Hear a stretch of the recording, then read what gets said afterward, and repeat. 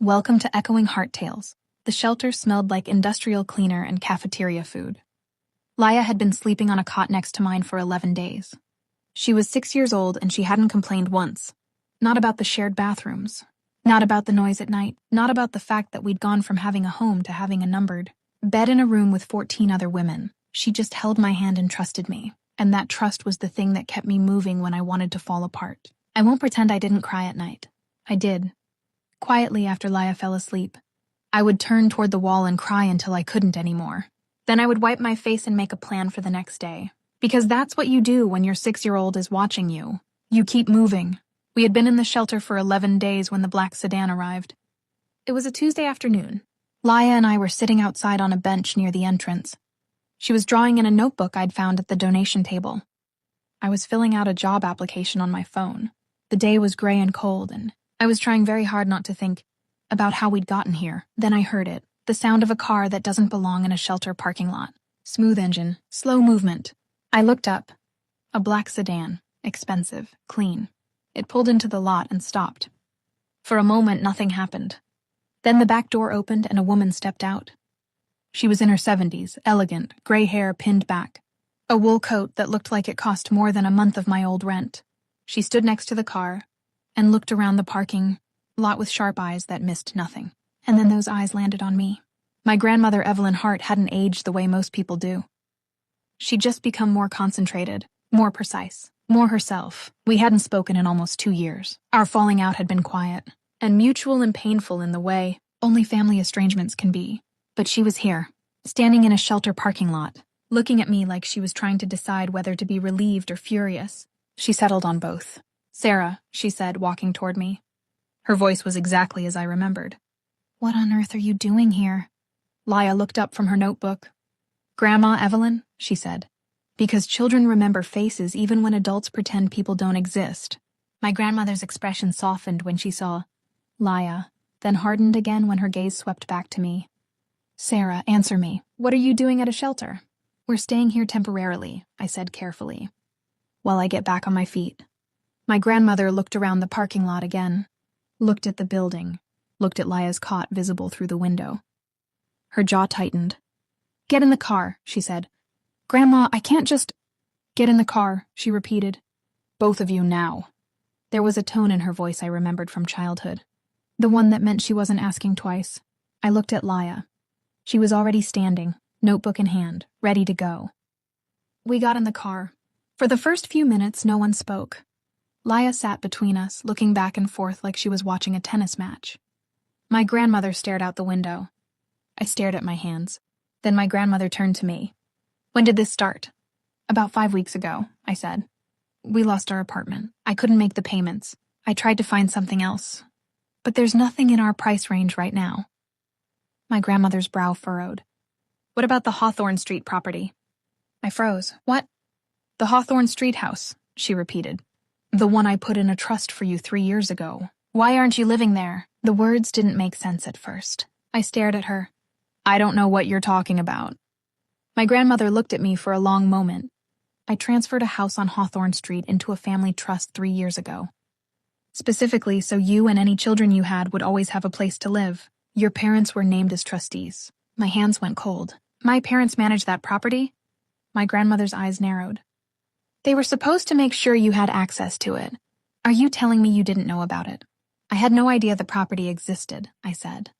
My grandmother was quiet for a long time, very still. That kind of stillness I recognized. It meant something was building underneath. "I see," she said finally. She picked up her phone and made a call. I sat there in the back seat of that sedan, trying to process what I'd just learned. My parents knew about a house in a trust, a house meant for me and Laya, and we were sleeping in a shelter. My grandmother hung up.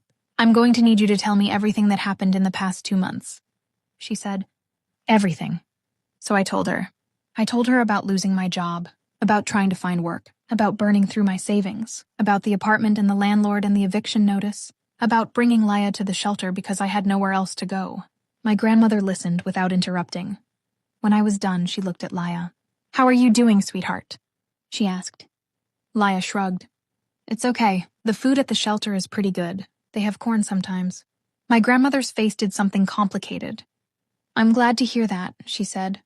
Then she looked at me. I'm going to make some calls. The next morning, my grandmother picked us up from the shelter at 9. We drove to her lawyer's office. A man named Mr. Collins, who looked like he'd been practicing law since before I was born. He had reading glasses on a chain, and a desk covered in perfectly organized folders. He looked at me over his glasses. You're Sarah Hart? Yes. And you were unaware of the Hawthorne Street Trust property? Completely, I said. He nodded, made a note. Your grandmother established that trust 3 years ago, he said. The property has been in it ever since. Your parents were named co-trustees with the specific responsibility of ensuring you had access to the home. Instead, my grandmother said from beside me, I'd like to know what they've been doing with it. Mr. Collins cleared his throat. I took the liberty of making some inquiries this morning. He slid a folder across the desk. I opened it. Inside was a rental agreement for the Hawthorne Street property, signed by my parents, dating back 2 years. My stomach dropped. They rented it out. For $2,000 a month, Mr. Collins confirmed. For the past 24 months. I did the math in my head. $48,000. My parents had collected $48,000 in rent on a house that was supposed to be mine, while Laya and I slept in a shelter. My hands were shaking. Can they do that? As trustees, they had management authority, Mr. Collins said. But that authority was supposed to be exercised for your benefit, not theirs. What they've done is a breach of fiduciary duty, potentially fraud. My grandmother's voice was very quiet when she spoke. I want to see them today. Mr. Collins nodded. I've already arranged it. My parents arrived at the lawyer's office at 2 in the afternoon. My father in a pressed shirt, my mother in a blazer. They stopped when they saw me and my grandmother sitting there. My father's expression shifted from confident to careful. My mother's smile flickered. Evelyn, my father said. We didn't know you'd be here. Sit down, Robert, my grandmother said. They sat. Mr. Collins placed the rental agreement on the table between us. My father looked at it, said nothing. Would you like to explain this? My grandmother asked. My mother spoke first. We were managing the property. That's what trustees do. You were collecting $2,000 a month, my grandmother said. On a property that exists specifically to house Sarah and her daughter, who have been living in a shelter for 11 days. Silence. My father looked at his hands. My mother looked at the wall. We were going to tell her, my mother said finally. We were just waiting for the right time. The right time was before she went to a shelter, my grandmother said. Her voice was ice. We needed the money, my father said. Things have been difficult. Things have been difficult for Sarah too, my grandmother said. She's been sleeping on a cot with a 6-year-old, while you've been collecting rent on her house. My mother tried a different angle. The property needed management. We were providing a service. You were providing a service to yourselves, Mr. Collins said, to the tune of $48,000 over 2 years. My father looked at me for the first time. Sarah, we were going to make it right. When? I asked. My voice came out steadier than I felt. When exactly were you going to make it right? Before or after Laya asked me why we didn't have our own bathroom? My mother flinched. My grandmother stood up. Robert, Linda, here is what is going to happen. You are going to vacate that property immediately.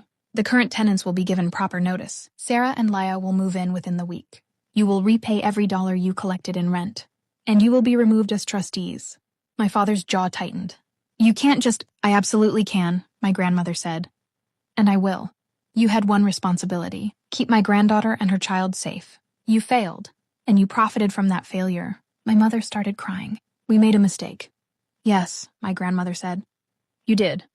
She picked up her bag.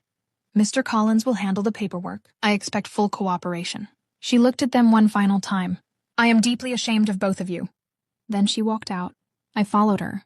In the hallway, my grandmother stopped and took a breath. She looked tired in a way I hadn't seen before. I'm sorry, she said. I should have checked in sooner. I should have made sure. You didn't know, I said. Neither did I. She looked at me. Where is Laya now?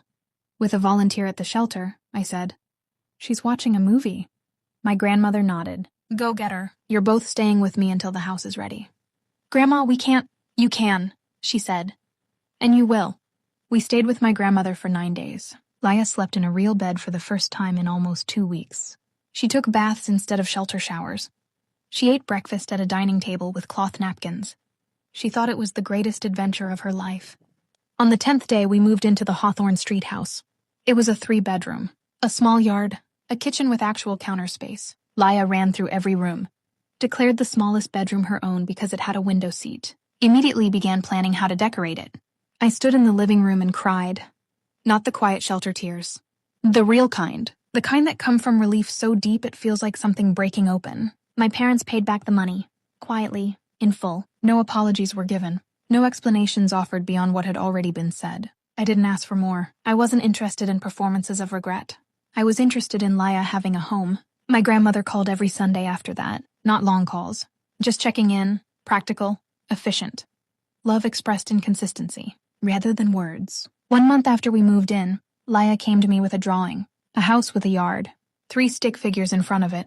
Me, her, and a small cat she'd been asking for. At the bottom in her uneven 6-year-old handwriting, she'd written, "Our home." I put it on the refrigerator. It's still there. So tell me, did my grandmother go too far? Or did she do exactly what needed to be done? Let me know in the comments. And if you enjoyed this story, subscribe to Echoing Heart Tales for more. I'll see you in the next one.